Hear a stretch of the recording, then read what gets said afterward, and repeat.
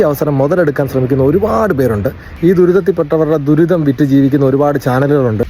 പ്രിയപ്പെട്ട സുഹൃത്തുക്കൾ, എല്ലാവർക്കും നമസ്കാരം. വയനാട് ഉണ്ടായിരിക്കുന്ന ദുരന്ത വാർത്ത കേട്ട് എല്ലാവരും നടുങ്ങിയിരിക്കുകയാണ്. നിങ്ങൾ വയനാട്ടിലോട്ട് പൈസ അയക്കുന്നുണ്ടെങ്കിൽ ഉറപ്പായിട്ടും CMDRFിൽ മാത്രമേ പൈസ ഇടാവൂ.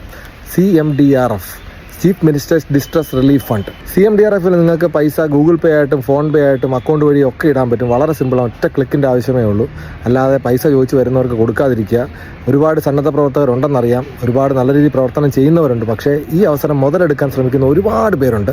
എനിക്ക് അങ്ങനെ 2-3 പേർ വിവരം കിട്ടിയതുകൊണ്ടാണ് ഞാൻ ഈ വീഡിയോ ചെയ്യുന്നത്. മാത്രമല്ല, നിങ്ങൾ എന്തെങ്കിലും സാധനങ്ങൾ കൊടുക്കാൻ ആഗ്രഹിക്കുന്നുണ്ടെങ്കിൽ സർക്കാരിൻ്റെ സംവിധാനം ഉപയോഗിച്ച് മാത്രം കൊടുക്കുക. അല്ലാതെ നിങ്ങൾ അവിടെ പോയി ഡയറക്റ്റ് കൊടുക്കാൻ ശ്രമിക്കാതിരിക്കുക. കാരണം അവിടുത്തെ ദുരിതാശ്വാസ പ്രവർത്തനങ്ങളെ അത് ബാധിക്കും. ഈ ദുരിതത്തിൽപ്പെട്ടവരുടെ ദുരിതം വിറ്റ് ജീവിക്കുന്ന ഒരുപാട് ചാനലുകളുണ്ട്. അവർ നിരന്തരമായി ഇത് കാണിച്ചുകൊണ്ടിരിക്കുകയാണ്. ഭയങ്കര അസ്വസ്ഥതയാണ് അത് കാണുമ്പോൾ ഉണ്ടാകുന്നത്. കാരണം ദുരിതം സംഭവിച്ചു കഴിഞ്ഞു, ഇനി അത് കാണിച്ച് വലുതാക്കേണ്ട ആവശ്യമില്ല. മാക്സിമം അങ്ങനത്തെ വീഡിയോസൊക്കെ ഷെയർ ചെയ്യാതിരിക്കുക.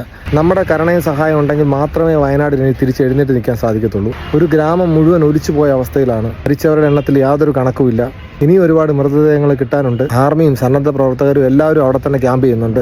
എത്രയും പെട്ടെന്ന് ഈ ദുരിതാശ്വാസ പ്രവർത്തനങ്ങൾ കംപ്ലീറ്റ് ആകുമെന്ന് ഞാൻ പ്രതീക്ഷിക്കുന്നു. അവിടെ പോയി ദുരിതാശ്വാസം ചെയ്യുന്നവർക്ക് ഒരു ശല്യമാകാതിരിക്കുക. ഈ അവസരത്തിൽ ആരെങ്കിലും മുതലെടുക്കാൻ ശ്രമിക്കുന്നുണ്ടെന്ന് നിങ്ങൾക്ക് തോന്നിക്കഴിഞ്ഞാൽ ഉറപ്പായിട്ട് അവരെ ഡീഗ്രേഡ് ചെയ്യുക, അവരെ പ്രോത്സാഹിപ്പിക്കാതിരിക്കുക. ഇതൊക്കെ നമുക്ക് ചെയ്യാൻ പറ്റത്തുള്ളൂ. വയനാടിനോടൊപ്പം എല്ലാവരും നിൽക്കുക.